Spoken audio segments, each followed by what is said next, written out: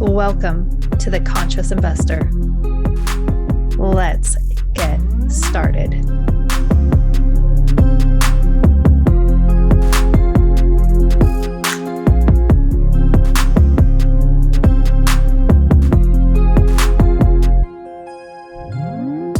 Conscious investors, this is going to be the most conscientious recording session that you have participated in, because today I am joined by an extraordinary woman who is also a conscious parent coach. So, Sara, I just want to say thank you so much for joining me on this episode. Thank you for having me. I'm really excited.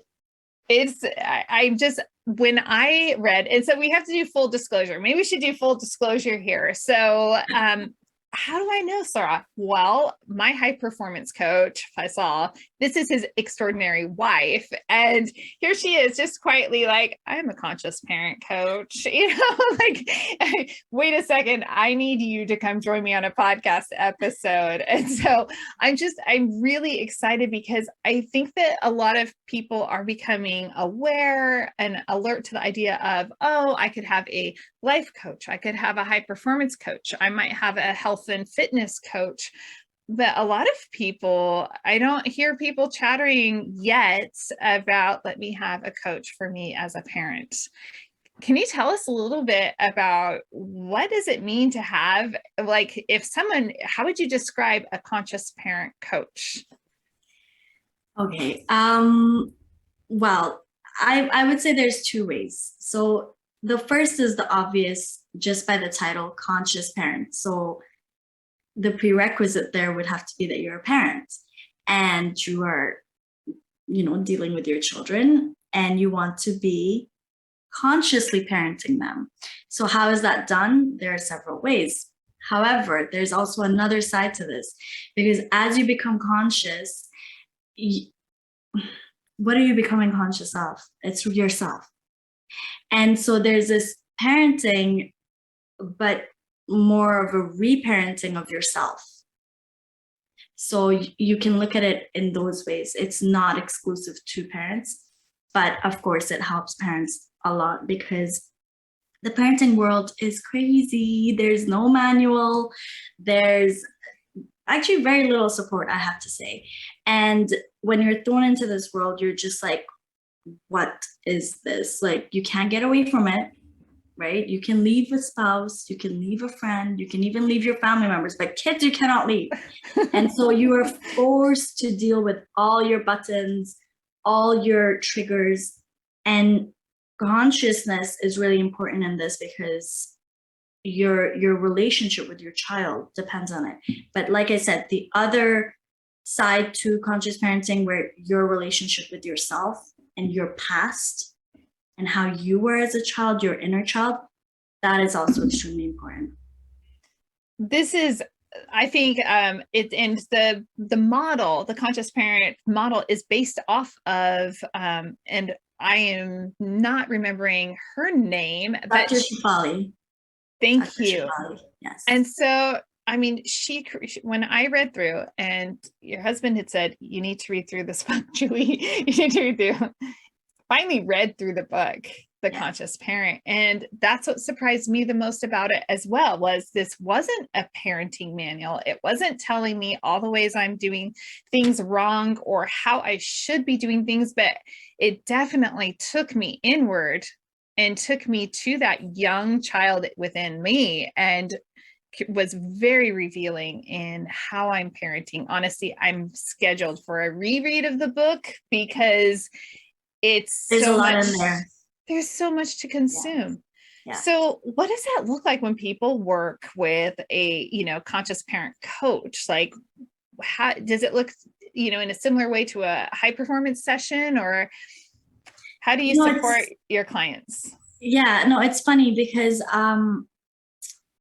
they're quite different in the approaches. So high performance, I would say, is very structured, and there's this introduction, there's this whole coaching thing in the middle, and then you've got the end, the conclusion, and you kind of have the structure to follow.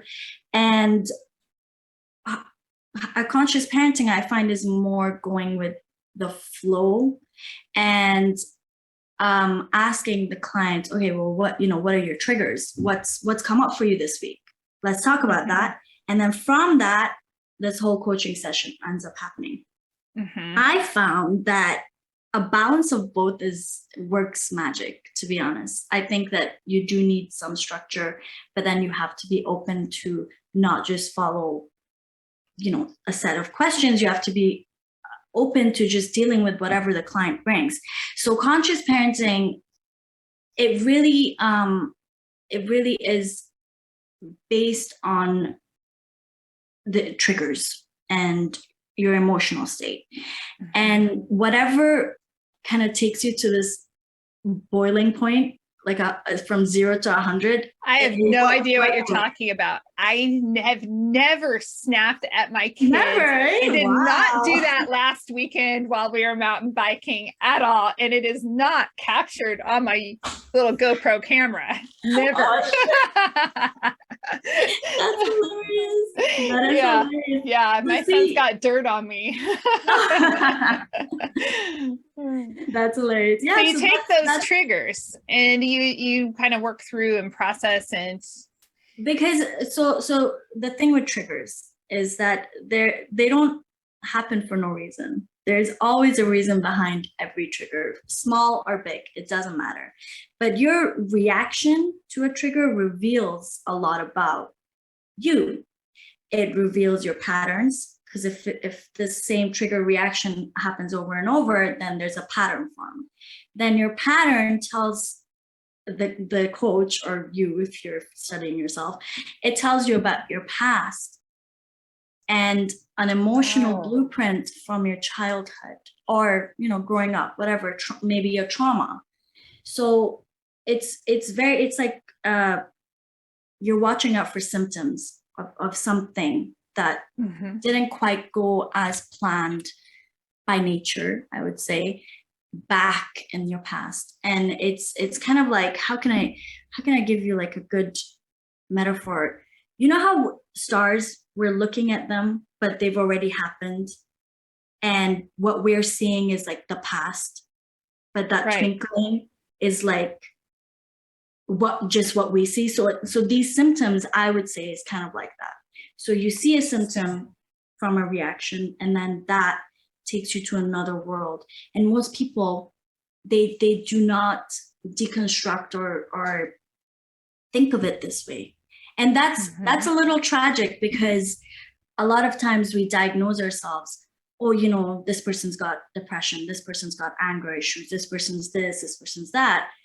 Well, what is happening? Let's deconstruct. Let's find out, why is this person reacting this way? It's not random. So I think conscious parenting does a really good job in kind of not dwelling on the past, where you're just staying there, but by using whatever's happening now to find out what happened and what made you stuck to that past, because it shows up. I absolutely love that concept. I wrote it down here.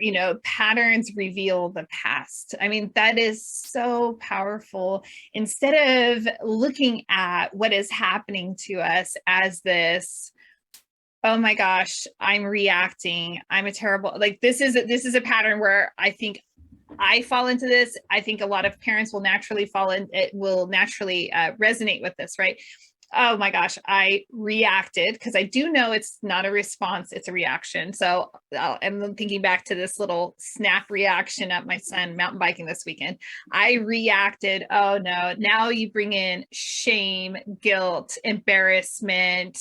I'm a terror, self-deprecation. And so we have all these feelings that we associate, because we know we're not supposed to react. We know that's not respectful or loving or caring, right? It's nothing we want to be. And yet it happens. And instead of like going in the corner with all of these horrible friends, hey, shame, come on, let's just go in the corner and like pout. Conscious parenting says, hey, let's look at why did you do this? Let's dig into this. And now we can break it. Am I hearing that correctly? Yeah, that's exactly. And I'd like to add to that that children are our mirrors. So they're kind of like our tools. They will bring out these symptoms much faster than anybody else. And like I said, you cannot get away from your children. So you have to deal with it one way or another. Or what happens is your connection with them, your relationship with them will suffer. So if you're going to go to conscious parenting, this is the work.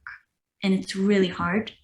But when you practice it enough, this awareness of your patterns, and then acting to disrupt the patterns, when you get to this balanced, harmonious state, life is, it will never be the same again.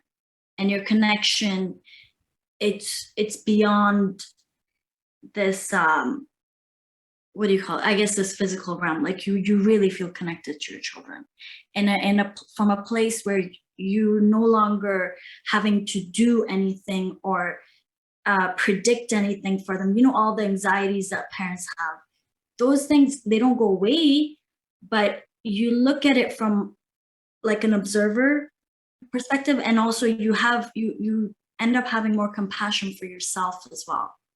So it's really it's an amazing journey. I mean, it's hard to put into words, but it's like I said, it starts from the parent. It starts from you. I love this, and I'm thinking about people listening right now where they're wondering, well, sometimes people think that they're in a okay stage and they're settling, and they don't even realize that they're settling, and they're carrying out the generations past, just being passed on to another generation. What would be an indicator to someone who is in that comfort zone and they don't realize they're settling, and that there could be a richer relationship at hand with their kid? That's a really good question. Actually, I've never really, because there has to be a trigger even for people who are settling and comfortable. But then when it comes to having connection with your children, there's really no limit to it, right? And kids will always bring something to the table. You can have a controlled environment where kids will react how you would like them to, and they're like the good children. But then you will get the rebel child who will be like, oh, sorry, you guys have been comfortable for too long. Let me just shake things up a bit. Right? And so if it doesn't happen in the middle school years, it'll happen in high school. If not then when in their 20s. Have you ever heard of the really good children that are like the golden child suddenly turns into a rebel?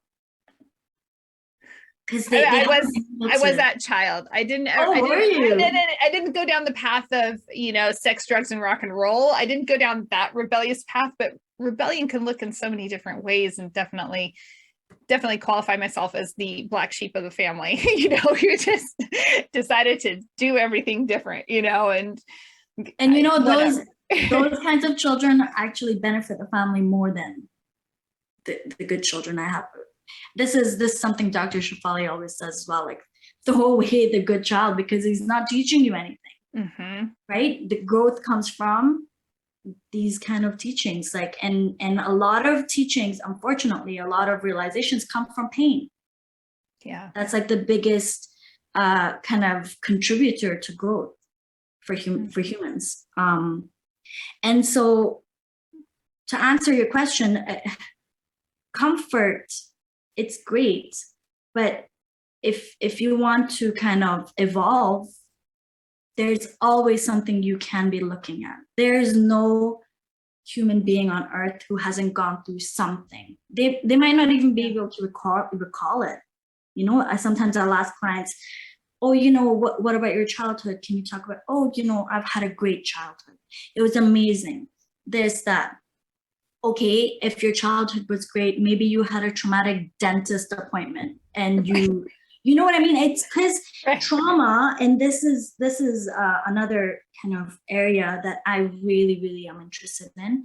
I've listened to a lot of Gabor Mate, and oh my goodness, I'm not good at names, but there's another one, and he's absolutely amazing. He talks about how emotions get trapped in your body, and it could be from any event in your past that's traumatic, but we look at trauma as this like taboo word. Oh, trauma. Oh, let's it's a disorder. Or it has to be something so horrible. I Yeah. had to have been at a near death experience. Somebody beat me, or just, you're right. I mean, a lot of times I know for years I associated trauma with something so extreme that there's no way I've ever experienced that. And actually, through high performance coaching, I've realized no, trauma has a variation to it. There's a scale to that.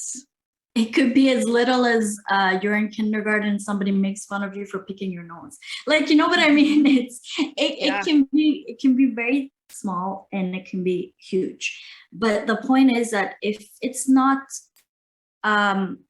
brought to your awareness, then it grows inside you and it stays inside you as this energy. It'll show up as pain, it'll show up as like panic or whatever symptoms. But that is not to say that you are, trauma is something that is the end all and be all of your life. Trauma actually helps you to grow as a person as well.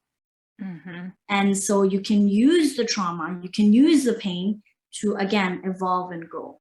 And that is also one of the main kind of characteristics of the conscious parenting world, is that you as a human being have the ability to be so much more than what you allow yourself to be. And I think when it comes to being a parent, that's key, because you are now modeling for these other human beings. So I love that.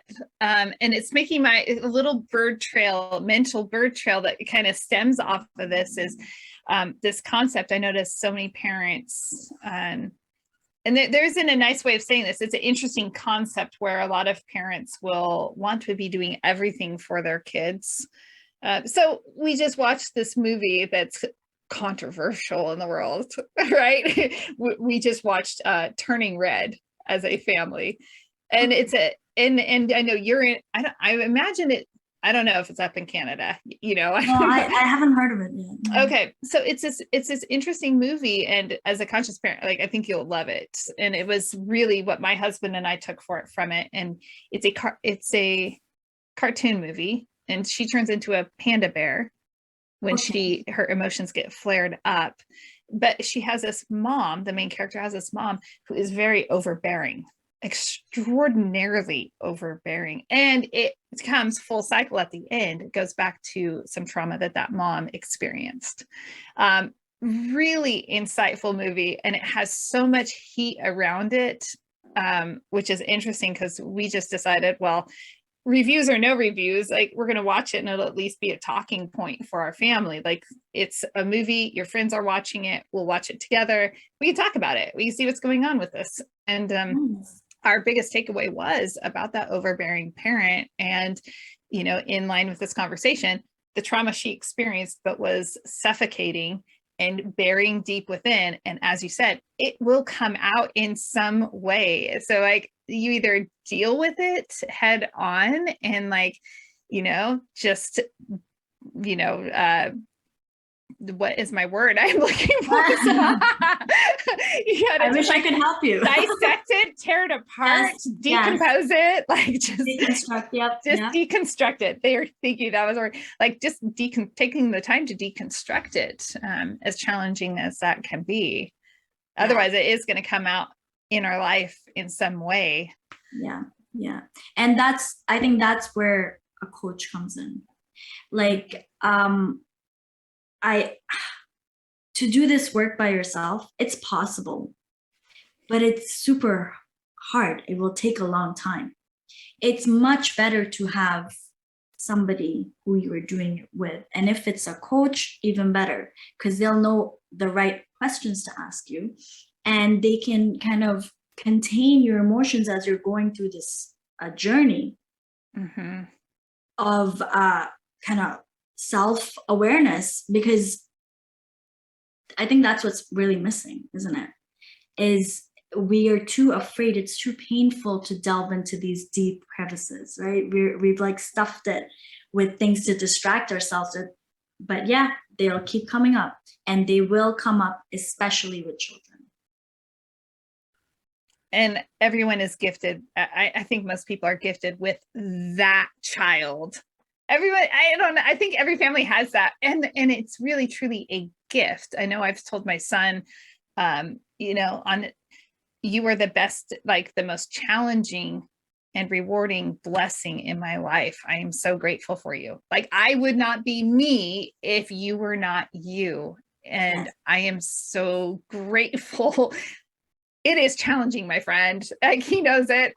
And so we don't hide it. I might be scarring him, giving him some trauma from that, but it's like, I think he's very aware that he is challenging, but it's also, that's a good thing. And it will serve him well in adulthood as well, Yeah. who he is. But Yeah.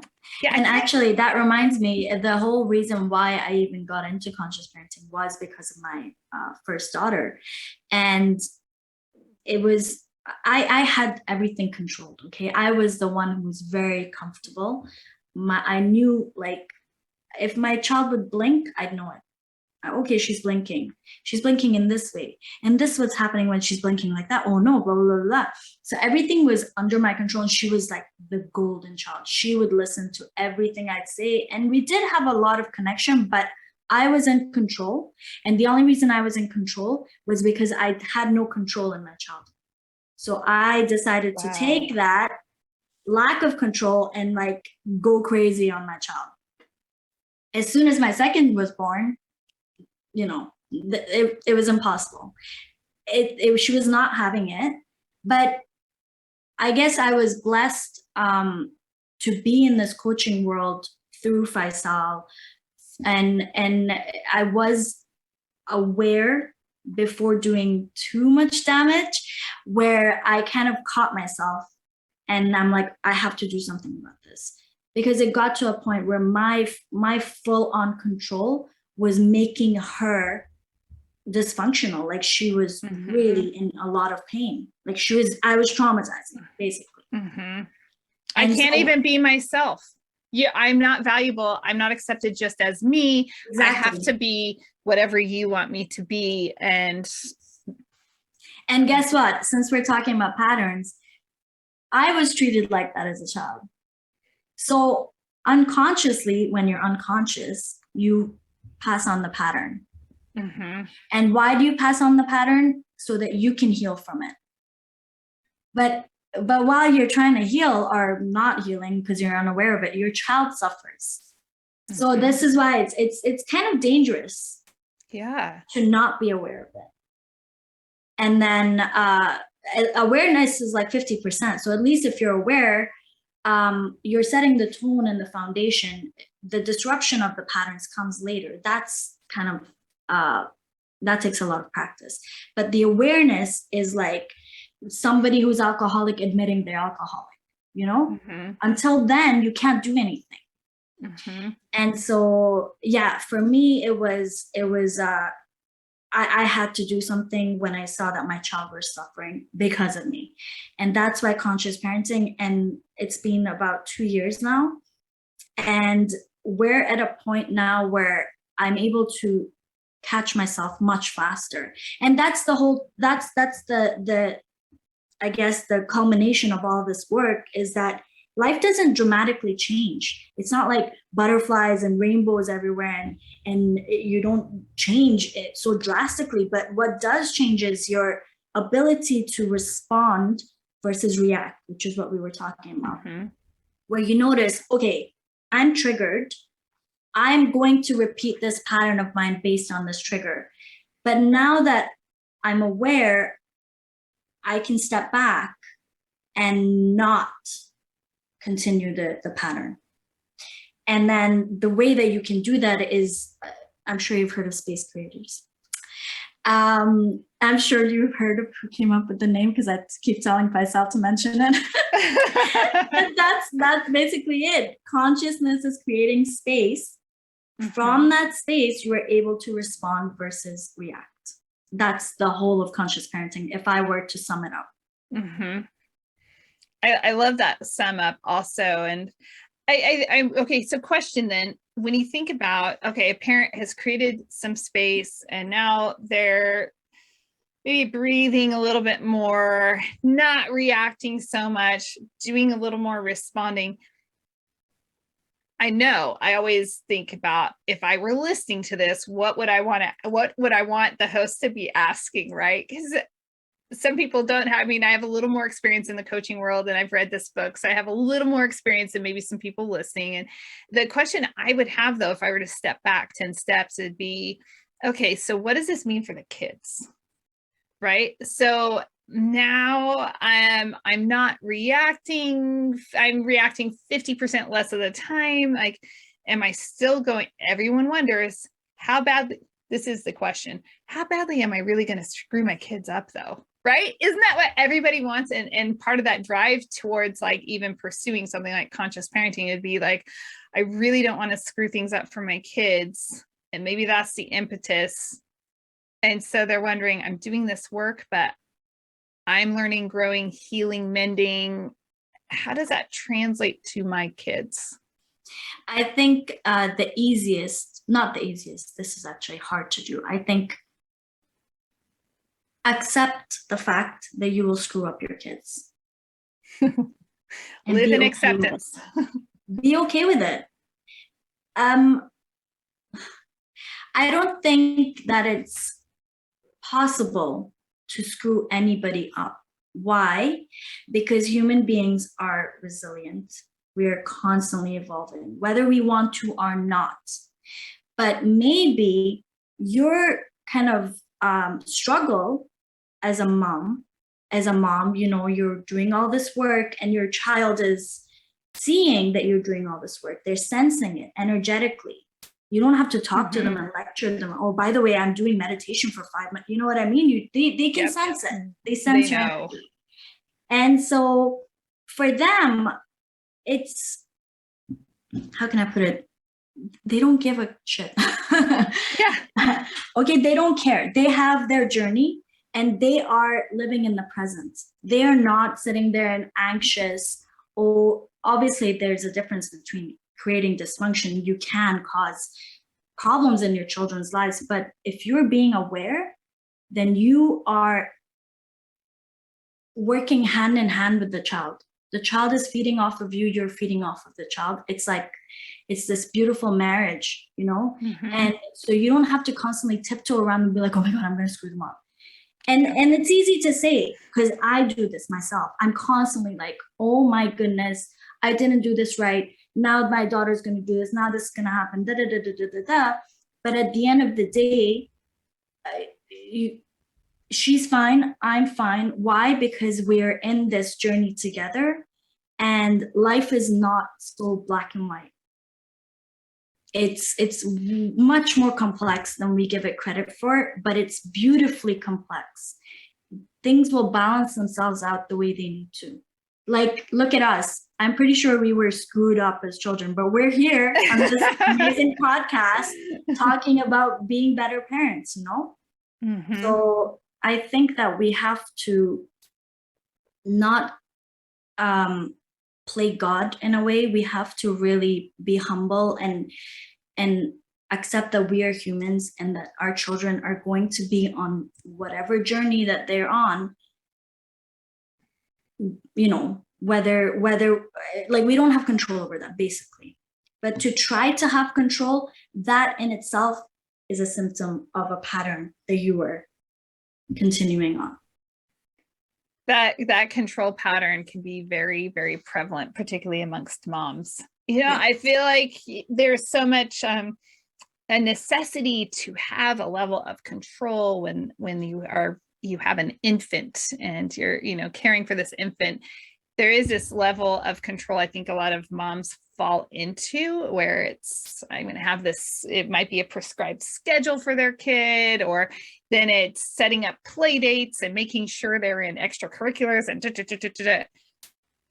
I don't fall into these categories, but it would be comfortable for me too, because I do like control a lot. But you see it oftentimes where it's like, okay, we got this activity and then we're doing this, and to learn to that, I don't know, I just think that sets this like subconscious pattern for a lot of parents, to where particularly moms who are navigate running a household, maybe another job and all this kids extracurriculars, it requires a level of control to keep everything moving, and then that can come out in other ways. I'm just thinking aloud here.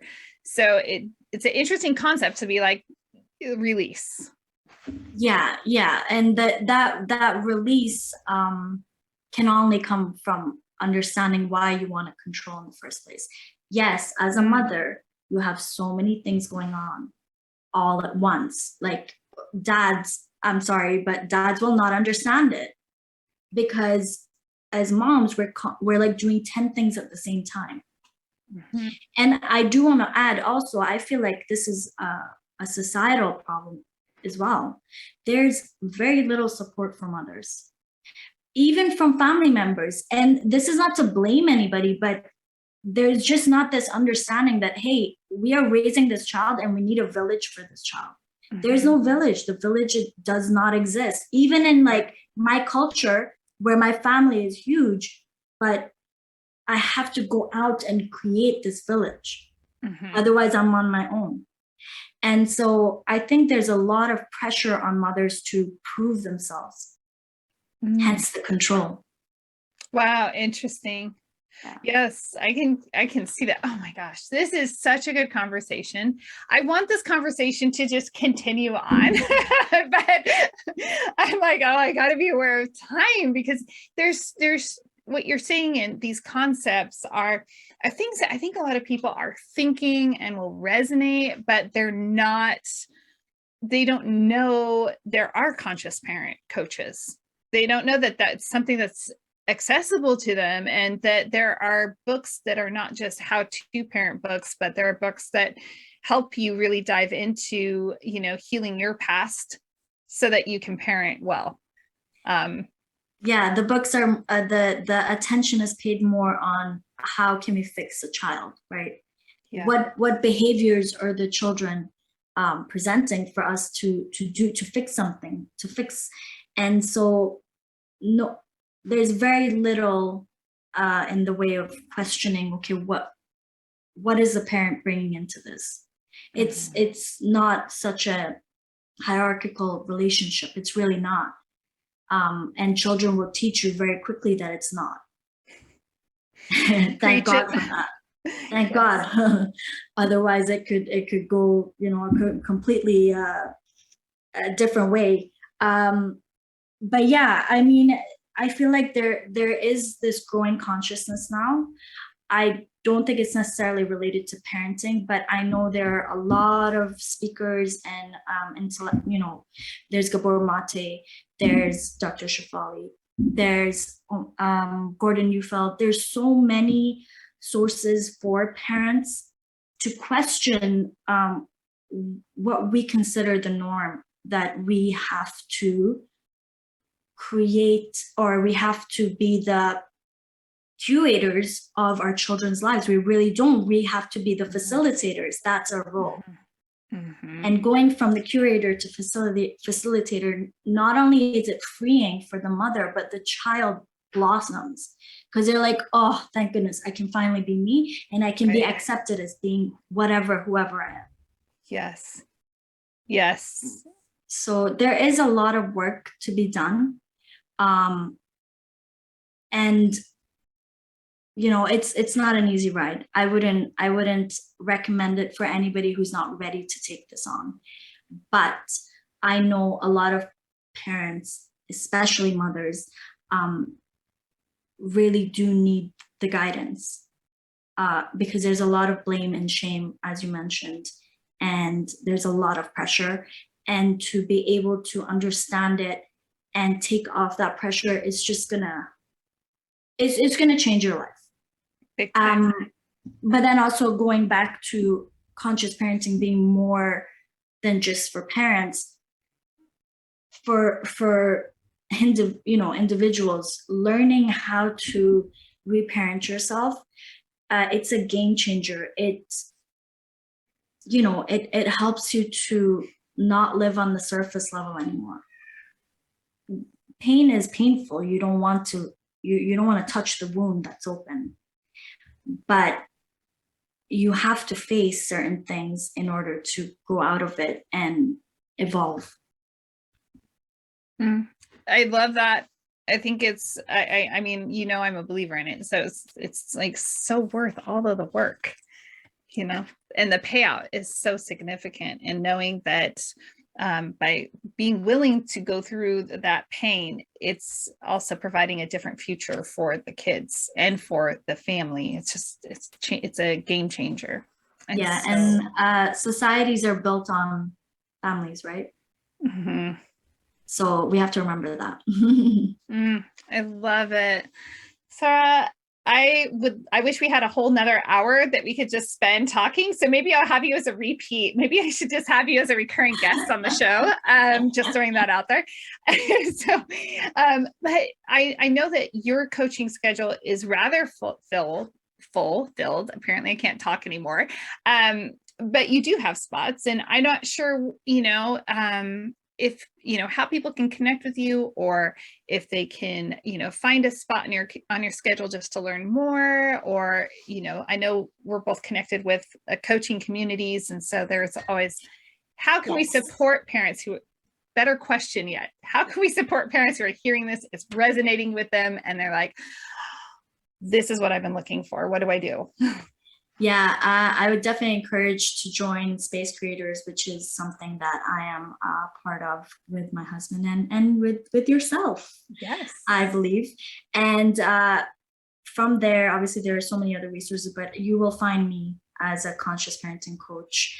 And I would love to, connect with anybody who wants to really dive into this area. And you'll find me there.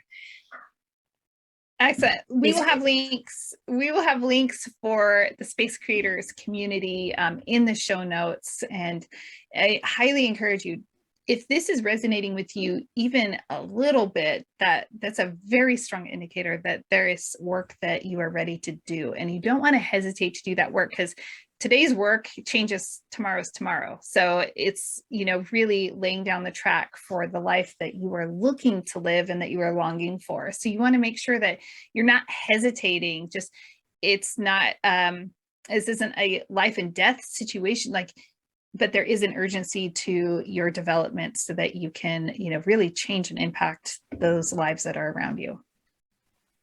Thank you so much. Thank you so much for coming on the Conscious Investor podcast. And to all of you amazing listeners out there, remember, adventure belongs on the trail, not in your investment portfolio and not in your personal life. So take the steps to make sure that you're investing wisely and investing financially, but investing personally. So connect up with the Space Creators coaching community so that you can personally be investing in your future and who you want to grow and develop into. Until next time, live big and love bigger. Feeling alone, disconnected? Conscious investors often feel alone or disconnected because of their unique perspective and desire to expand their thinking. But the journey of a lifetime isn't meant to be solo or forged by grit alone. Join the Conscious Investor community on Facebook, link arms, exchange ideas, and expand your thinking on finances, relationship, and community. Join the Conscious Investor group on Facebook today.